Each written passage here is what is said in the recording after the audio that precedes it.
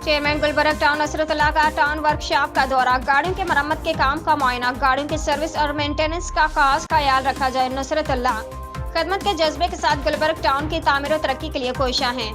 दस्तयाब वसाइल के साथ बल्दियाती सहूलियात की फरहमी का सिलसिला जारी है। कराची। चेयरमैन गुलबर्ग टाउन नसरुल्लाह का टाउन वर्कशॉप का दौरा।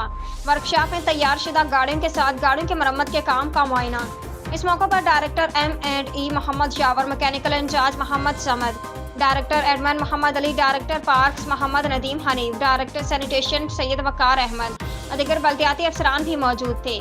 इस मौके पर मीडिया से गुफ्तगू करते हुए चेयरमैन गुलबर्ग टाउन नसरुल्लाह ने कहा कि 5 माह कबल हमने बल्दियाती अदारों को चार्ज संभाला था तो गुलबर्ग टाउन की हदूद में गाड़ियों का कब्रिस्तान बना हुआ था।